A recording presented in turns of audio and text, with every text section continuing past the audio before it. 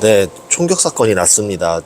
저도 뉴스를 보고서 지금 이제 비행기 타기 전에 이 영상을 찍는데, 트럼프가 이제 그 기자 초청 행사, 전통적으로 하는 행사인데, 여기에서 총격 사건이 벌어지죠.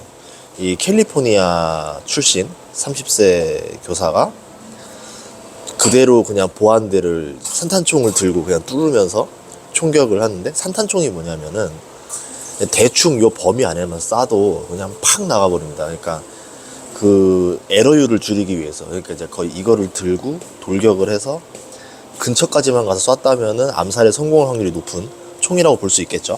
이제 이거를 가지고 가는데, 그때 이제 보안 검색대 이제 요원들이 권총을 쐈고, 그렇게 되면서 잡히게 된 상태가 되면서 실패로 끝났고, 이제 무사하게, 트럼프와 이제 부통령까지 무사하게 됐었습니다.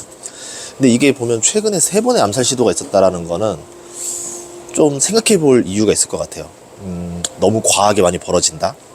그리고 3번 정도라면은 또 계속 벌어질 수도 있는 일이 되지 않을까? 이러다가 이제 트럼프의 신변이 만약 위협이 오고, 만약에 정말로 진짜 암살이 돼서 피살이 되게 되면은, 트럼프 대통령이 만약 공석이 됐을 때 부통령이 나오게 하겠지만, 이게 이제 누구의 문제가 되냐는데, 그동안 보면은 이제 트럼프 정치와 좀 반대되는 쪽에서 공격을 했다는 거죠.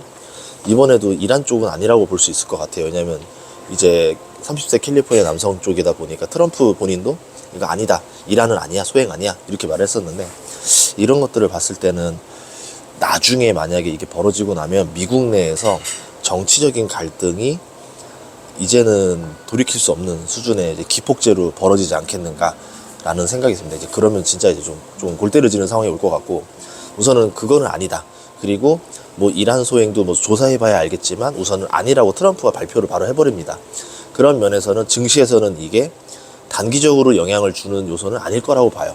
악재다 이렇게 볼 수는 없을 것 같고, 어쨌든 작년에 암살 이제 실패했을 때, 선거 준비 중일 때 이제 막 귀에 좀 스쳤지만 다쳤지만 그대로 일어나서 화이팅 하면서 미국 국기가 뒤에 있었죠.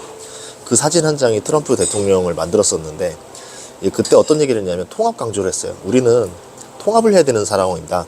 그러니까 이제 그런 거, 난 적도 상대방도 나는 너희들을 너그럽게 용서할 거야, 이런 이미지로 가서 그때 지지율이 팍 증가하면서 대선에서 압도적으로 이기게 됐었죠. 자, 이번에 중간선거가 있습니다. 그럼 중간선거에서 이번에 이런 상황이 벌어졌을 때 트럼프 입장에서도 이걸 활용을 해야 되겠죠. 본능적으로 알 겁니다. 작년에 그래서 내가 대통령 선거가 됐으니까, 그럼 이번에도 또 통합을 강조하게 된 겁니다. 그러면서 이제 이란도 아니야, 왜냐면 이거 자체를 갈등의 기폭제로 쓸 수도 있지만 나는 쓰지 않아, 나는 통합을 할 거야, 이런 얘기를 하면서 지지율도 증가를 노려보는 전략을 썼다라는 거죠. 만약에 정말 그 이란을 치기 위해서 했다면은 조금 다른 아이디어를 쓰지 않았을까 싶습니다. 어쨌든 그래서 트럼프 입장에서는 정치적인 지지율이 올라가는 요소가 될 수도 있다, 이거였던 거고, 또 이거에 따라 수사 결과에 따라서 한번 생각해 보겠다고 했으니까 이게 좀 이란에게 약간의 압박의 요소가 될 수도 있어요. 그런 면에서 하나가 남은 거고, 또 이란 협상을 취소를 합니다. 이런 이슈가 벌어졌기 때문에 부통령과 이제 대통령의 어떤 신변 보호가 더 우선이 되는 상황이 되겠죠. 그러면은 이제 협상 자체가 쉽게 이뤄지기 또 어려운 상황이 갈 수도 있을 것 같다. 예를 들어 이란 쪽이 많은 걸 내려놓고 포기하는 제안이 아닌 이상은 이제 벤스가 다시 간다던가 그러지는 않을 수도 있을 것 같아요. 그런 면에서는 우리 좀 봐야 될 게 있다. 그리고 이란 내부에서도 갈등이 있습니다. 협상을 하면 뭐합니까? 행정부가 협상을 한다 하더라도 군부가 반대하면 협상안이 취소가 되기 때문에 미국 입장에서도 지금 협상을 하는 게 그렇게 매력적인 선택은 아니다라고 볼 수 있을 것 같아요. 이렇게 볼 수 있고요. 또 하나는 뭐냐면은, 이란과 미국이 그럼 지금 할 수 있는 게 뭐가 있냐인데, 할 수 있는 게 별로 없습니다. 첫 번째, 전쟁한다? 이것도 쉬운 일이 아니에요. 그때 저번에 지상전 얘기도 했지만, 지상전을 어느 방향으로 밀고 들어가든 미국의 피해가 너무 과하게 큽니다. 그러니까 엄청난 명분이 있지 않는 한은 쉽지 않을 거예요. 정말 예전에 이란의 어떤 테러라던가 이런 걸로 미국의 주요 인사가 암살된다던가, 아니면 정말 주요 시설들이 테러를 받는다던가, 그러지 않는 이상은 지상군을 쓸 이유가 없어요. 지금 전쟁 상황에서도.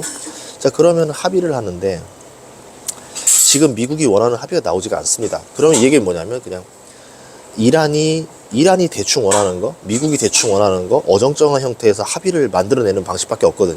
지금 합의가 되려면.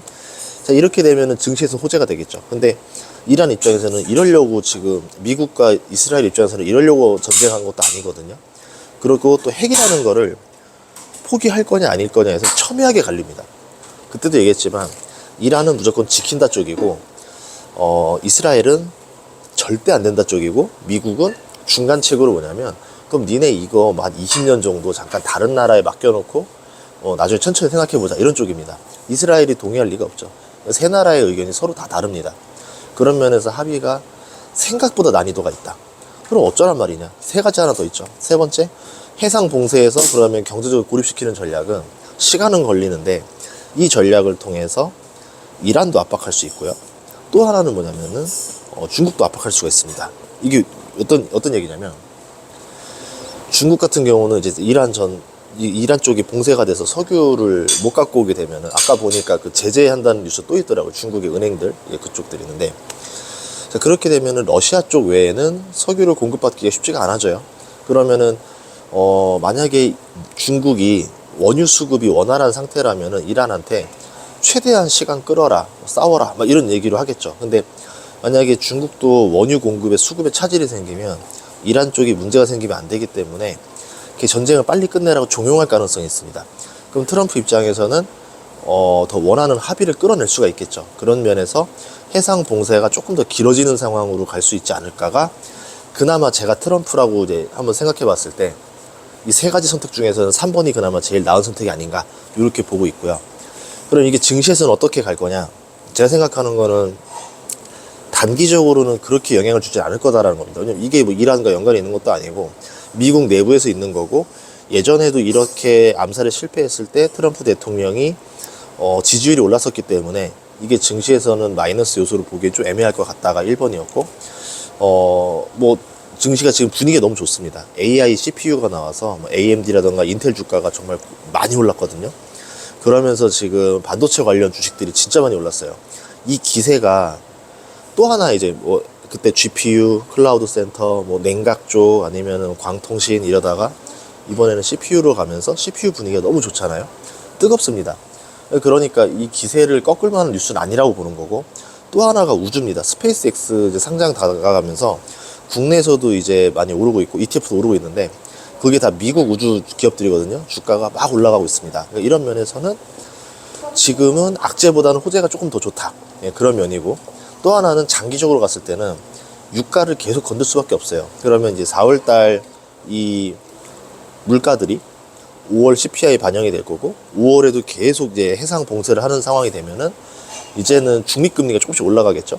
유가도 올라가고 금리 인상도 해야 되는 거 아니야 얘기는 나오고 거기에 이제 캐비넛 씨가 나와서 난 금리 내릴 거야라고 말하지만 나머지 연준 위원들 대다수가 금리 인하는 아닌 것 같아. 이제 금리 인상도 생각해 봐야 되는 거 아니야?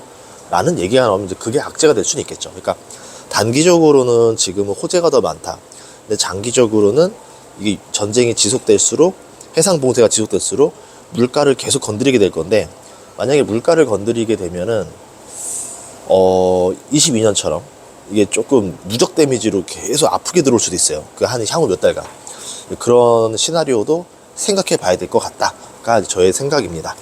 우선은 이제 일요일 날 여러분들 뭐 주말이니까 여유 있게 생각해 볼 수 있는 시간이니까 잘 생각해 보시고 월요일 날 증시 아마 또 반도체 좋지 않을까 싶어요. 금요일 날 AMD랑 인텔 워낙 좋았기 때문에 또 이어져서 우리나라 기업들한테도 훈풍이 좀 불면 좋을 것 같고 그리고 이제 그 다음에 우주 쪽이 지금 분위기 나쁘지 않으니까 계속 가고 있는 것 같고 그리고 아직까지는 딱히 뭐 이거다 보이는 악재들은 당장 보이는 것들은 없습니다. 뭐 물론 또 언제든지 나올지 모르겠지만 여러분들이 좀 잘 생각하면서 이제 좀 투자를 또 어디에 또 해볼까 지금 흐름이 또 어떻게 바뀌고 있나를 잘 생각해 보시면 좋을 것 같습니다.